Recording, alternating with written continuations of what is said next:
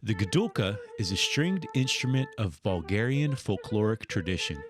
Today we will learn about this unique instrument from a premier gadulka player, Hristina Beleva.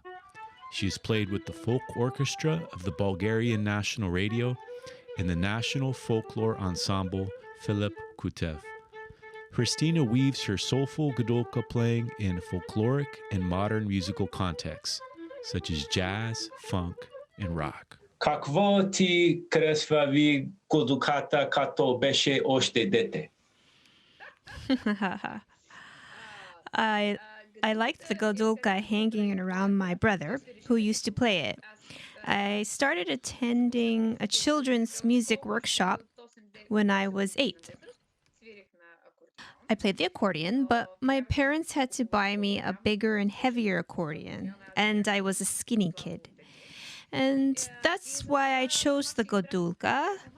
I said, I want a gadulka as light as my brother's. And because my brother was playing it, I picked up the gadulka because it is a light instrument. And that was a while ago. Чудесно. How are the Da! Yes, super. Super! Congratulations. How are the strings tuned? The gadulka is a Bulgarian folklore instrument. It has 3 playing strings, and they are tuned as follows: A, E on octave 1, and A on the small octave, A, E, A. There are 11 more strings called sympathetic or resonating strings. They are tuned chromatically to cover all notes besides A and E by a half-tone step. And they help the gadulka to make a richer sound. They are like a natural reverberation, and they reverberate beautifully. For example,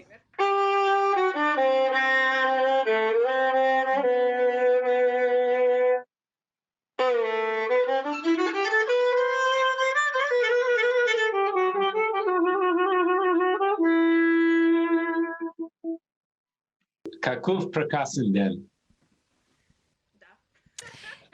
Yes, it's a lovely day.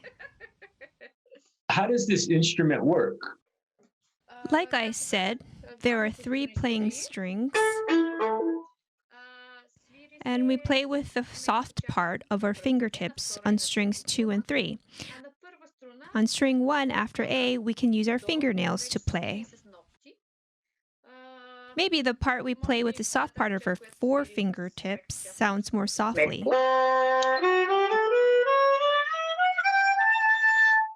As the case is with all other stringed instruments, the sound depends on the bow and the pressure it exercises on the string's hairs, as well as on the harmony and the balance between the bow and the player's left, so that nuances can be discovered in the tone and the interpretation and so on. Чудесно.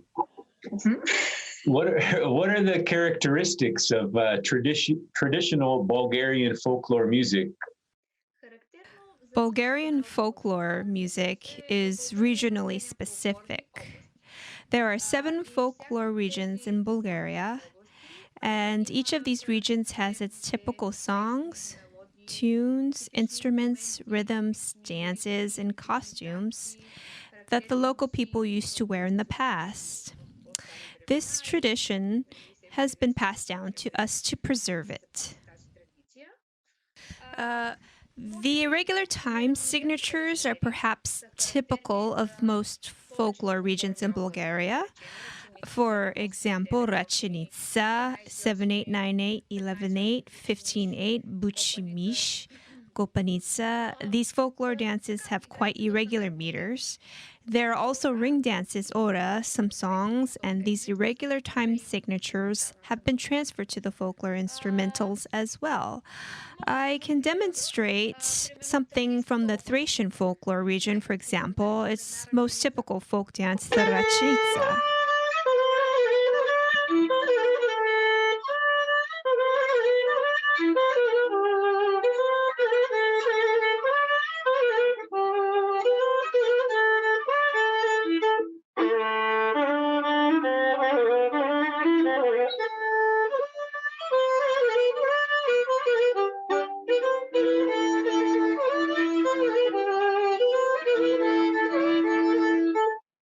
This is 7/8 Rachnica 223. Kopanica is typical of the Pazarchik folklore region. Its time signature is 11/8 and sounds beautiful too.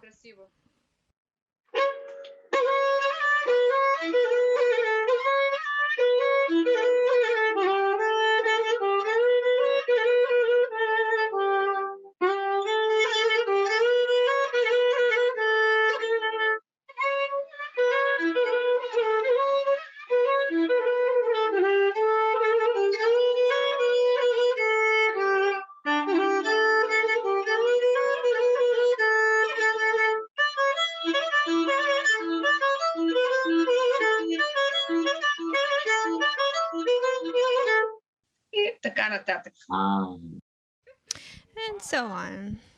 The ring dances, ora, of the Shupluk region are very temperamental. Sofia is a part of the Shopska folklore region or the Shupluk. The Shopi are very energetic people and their dances and ring dances are fast-paced.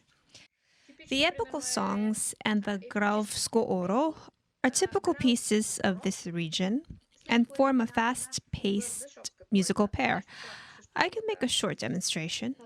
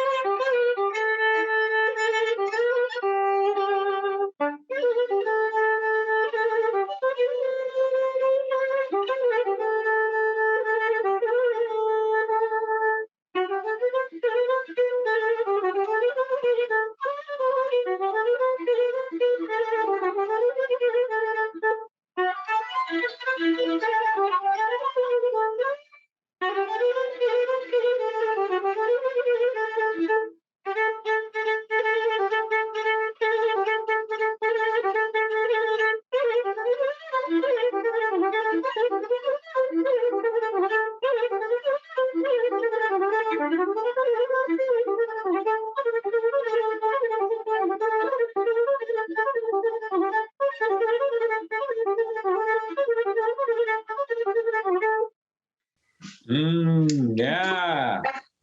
Много добре. Много добре. The Shopi are famous for their particular temper. The Rodope folklore region abounds in beautiful songs too. Everything is on a larger scale in this region, and the pieces reveal a whole new set of emotions that the locals have. The Stranja folklore region is also very rich. There are many examples, and each has a distinct vibe. Folklore traditions in Bulgaria have been passed down for many generations now. For example, in Dobrucha, there's a particular type of gadulka that the locals play, kopanka. The kompanka is very small and it has got 3 strings. It is not widely used nowadays. It makes the tune more vivid and diverse whenever it is used. So in Dobrucha, the locals play the bordon, a type of stopped flute. It sounds something like this.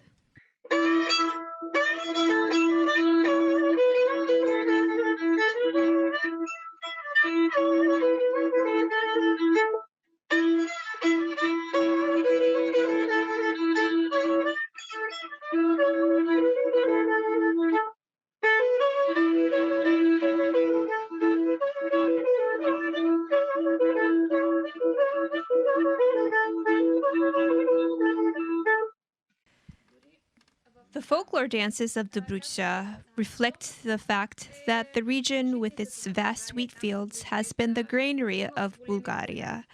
The flour and wheat products made in Dobrucha are distributed across the country. Dobrucha's folklore tradition originated while men were toiling in the fields to feed their families. They gathered the grain in big round wooden containers called shinitsi and carried them on their backs. And so on, the folklore dances of Dobrucha reflect the habit of men's carrying heavy shinitsi on their backs. They dance with their backs and knees slightly bent. It's fascinating how the folklore tradition has made its way from the field to the stage. I mean, if we want to have a future, we must remember our past. Who are your musical idols of the Gadulka? Well, there are many musicians and Gadulka players from whom one can learn something. Things that you should and should not do. I think both are very useful, as you can decide for yourself.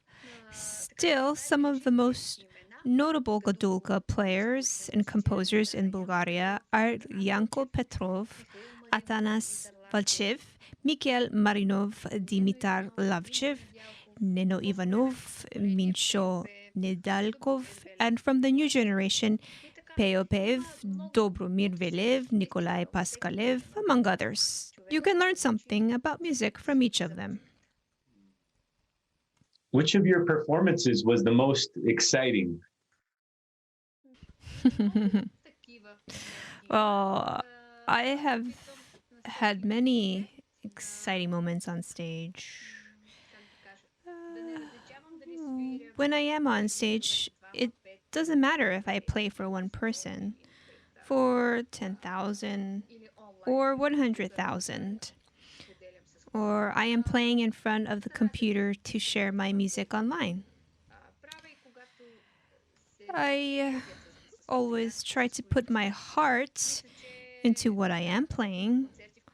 Once I feel my colleagues' creative energy on the stage, it can keep me emotionally charged and inspired several days after the concert. This energy you get on stage is hard to explain. Music is a miracle recreated through the musician's instruments. I can share a funny incident from not so long ago. During one concert in 2019, perhaps this was the last one of the summer tour with the mystery of the Bulgarian Voices Choir. So we had a concert in Warsaw, in Poland, with guest singer Lisa Gerard. And we were all preparing for the show. I was ready 15 minutes before the start, so I appeared on stage carrying quite a lot of things. The key with which I tuned my Gadulka, a power cord, a tuner that I needed to connect to the mic, and all of a sudden, I realized I had forgotten my bow. I had left it in the case. We appear on stage, take our seats, and start playing. But I hold only my Gadulka and no bow. I look around, but there is no bow around. So I got up, bowed, and went to take my bow. I got back, took my seat to a round of loud applause, and the concert started. I had never forgotten my bow before a show, but that's life. There are many funny moments. How has playing an instrument helped you connect with the people around the world?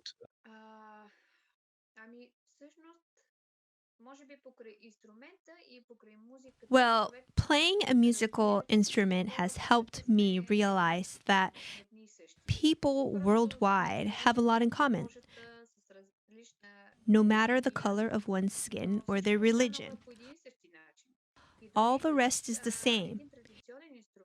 Even with a traditional instrument, in this case the Bulgarian Gadulka, you can find yourself among other musicians playing their national instruments. And magical things can happen. As if those people were your friends for 20 years and you had been playing with them for ages. For me, this is truly wonderful. I am pleased about being able to communicate with people from around the world through my music. Music is a world language. No matter if you play a folklore instrument or a classical one, the way you feel and recreate music is your own and very personal. Every artist feels music surging through their heart and mind. And this is what makes every musician unique. And when we play together, we share this uniqueness and think that it's a small world after all. You, for example, have come to Sofia all the way from the United States, and we are having this conversation about the Gadulka. The same happens with, I don't know, it's very inspiring. This world isn't really as big as we know it to be. Where can we send your new fans? What would you like to promote? Well, actually, I can tell you about the last initiatives I am participating in. 2 weeks ago, I had a concert with a brilliant pianist, Dimitar Korchakov, an untraditional duo. There, we play mostly author pieces and improvisations. This was a great experience for both of us. I also perform with Vasil Hadji Koutev, a double bass player in a Gadulka and double bass duo. Stay tuned for our live stream concert coming up. I may appear as a guest performer with a ladies trio, but this project is still in the making. I will announce it when we have some ready etudes and other pieces. I am also working on a few oncoming live stream concerts. They all have updated programs. Because of the current situation, we play in online concert halls. And that way of making music will carry on for some time, I think.